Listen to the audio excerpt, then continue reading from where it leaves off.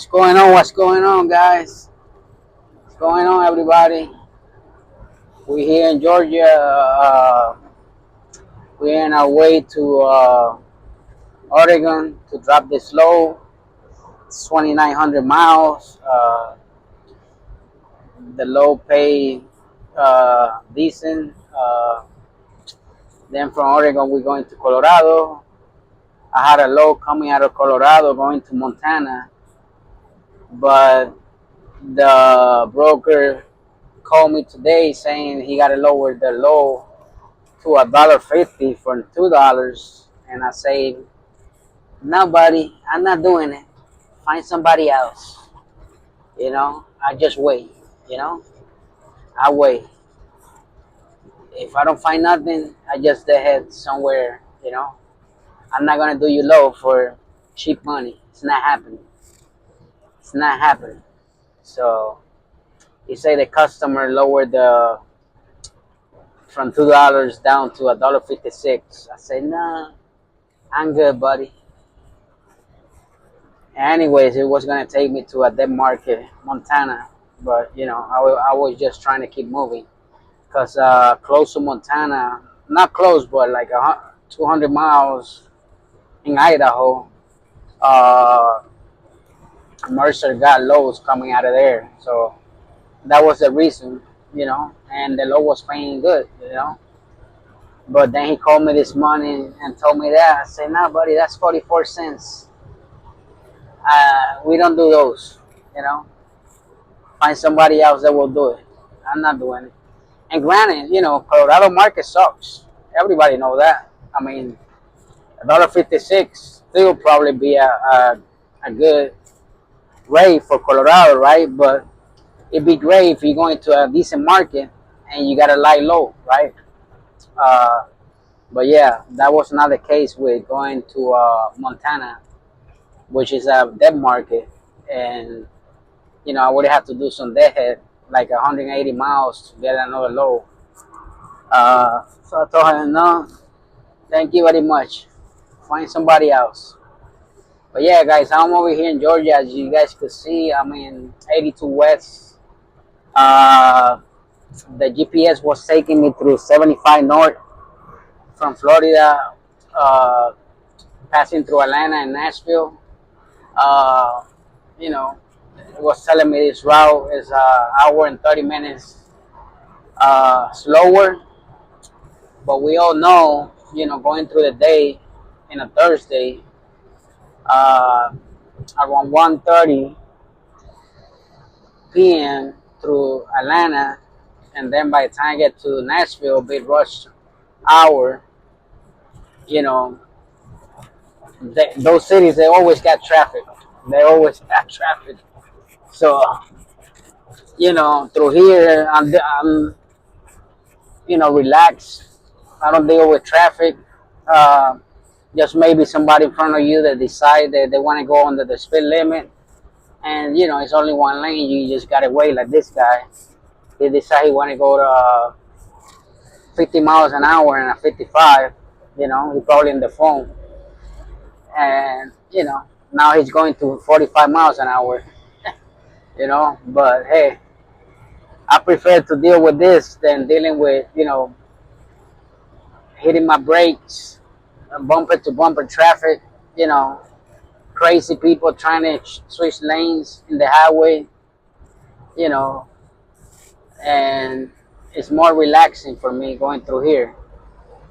Look at, you know, this guy here. I mean, he's obviously in the phone. You know, he's obviously in the phone.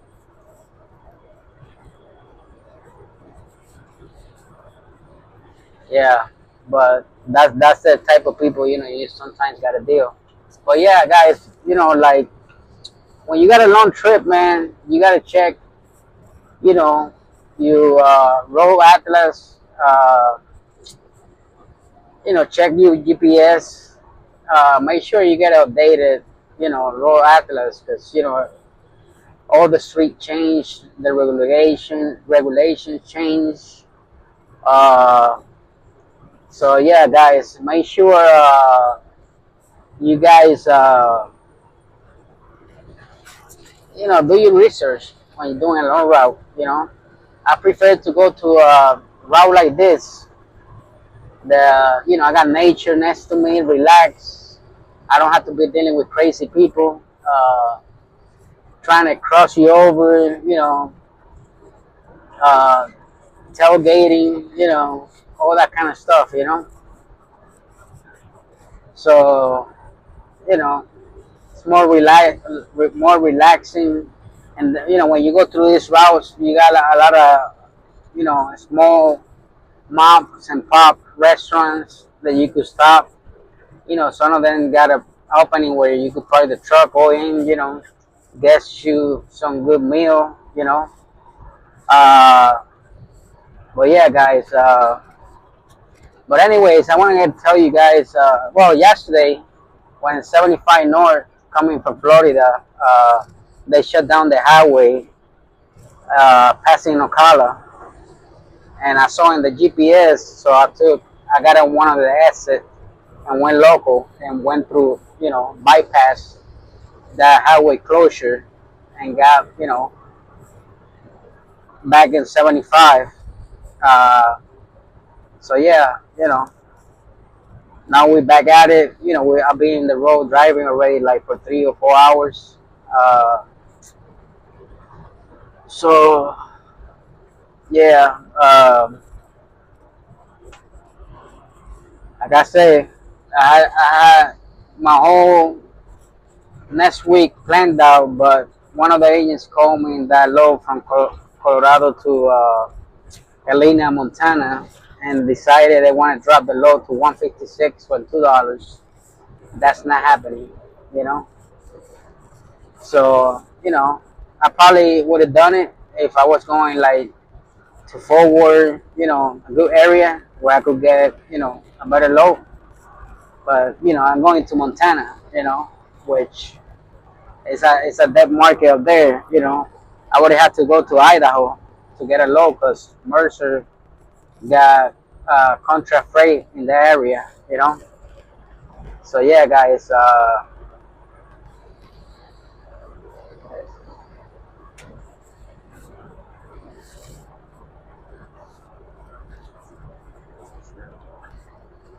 Yeah, like I say, that's one of the things that when you're a truck driver, you gotta study where you're going. Where you gonna stop, where's the cheapest fuel, uh, where you gonna stop for the night, you know, and so yeah, guys, that's something that you should do before you get out on any road, you know, because a lot of times we get used to following the GPS like truck path or whatever you guys use, Garmin, whatever.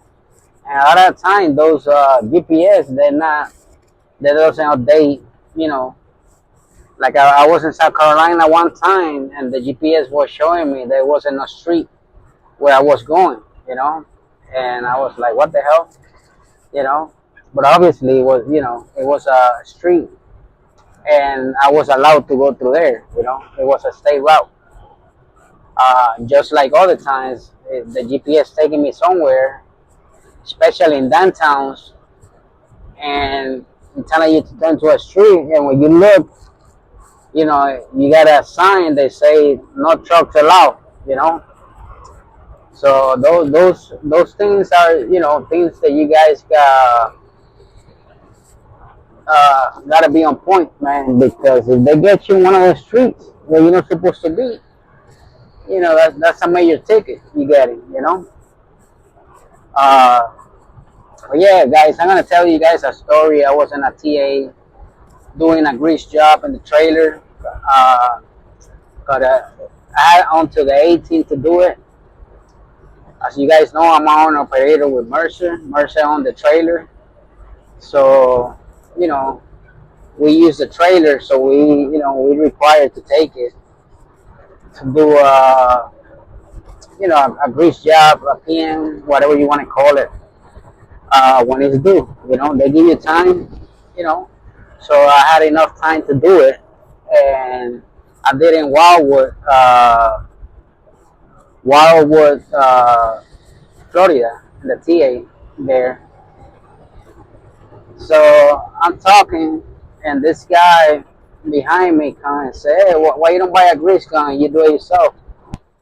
You know, jump in my conversation with the clerk of TA. Out of nowhere, just because he wants me to be out of the way so they could take care of him. And I was trying to be polite. I said, "Listen, it's not the policy. It's not my trailer. I gotta follow policy that Mercer has. So he worked for Oakley Transport or whatever they call, as a company driver. So then he started uh, trying to pick on me. I know I got a strong accent. I'm Puerto Rican. I grew up in New York. You know, uh, but he trying to start treating me, which he shouldn't treat nobody like that. I don't care if they're foreigners. You gotta respect people. You know, because you probably could get smacked the fuck up too. By trying to be disrespectful. By somebody. You might get the wrong person, and he might get smacked. Or beat up, whatever, right? But I was trying to be polite. I don't lower myself to those miserable people. He told me, "Oh, you guys come from other countries, and you know, you guys buy a truck right away." And I looking at him and say, "What the?" I said, "Excuse me." I said, "Listen, man, I'm a USA citizen. Everybody in my country is a USA citizen. You know, Puerto Rico is part of the United States, right?" So I start schooling him, and I said, "I probably have done more for this country than what you have done. You know, you probably never put a military uniform in your life, right? So, or your family, But I even got my son in the Navy. My son did 5 years. But anyways, so he started getting disrespectful. He said, "Oh, I bet you don't pay no taxes." Uh, you know, and I'm looking at him. I said, "What the hell is wrong with this idiot? This stupid dumbass, which obviously doesn't got no clue of what he's talking about. You know, doesn't have no clue what he's talking about. He think, and then listen, if you let him, uh, anybody else, I don't care if you from USA or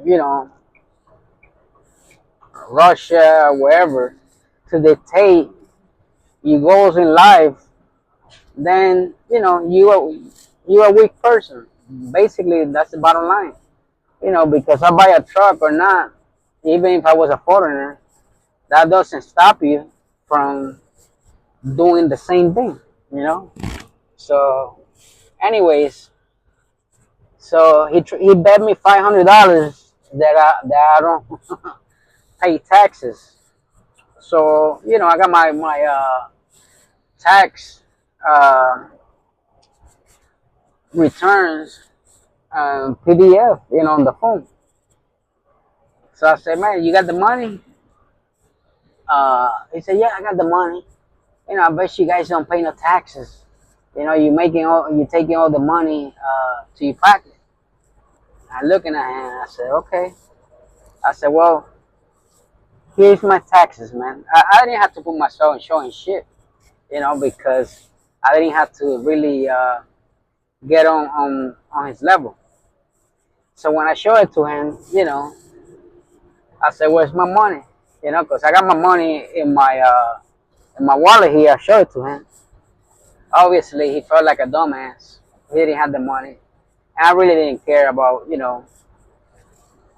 taking his money, you know.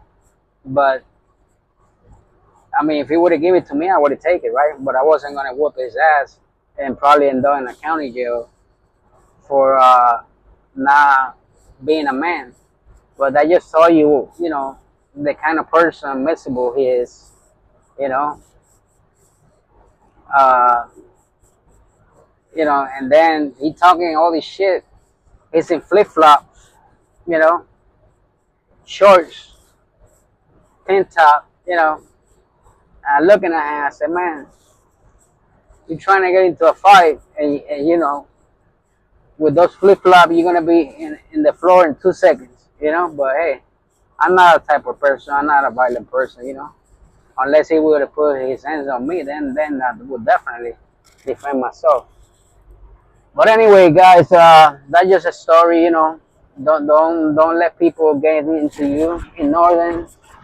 Have a blessed week. Like and subscribe. Stay blessed, and don't let people like that or anybody, ruin your day. Have a blessed week.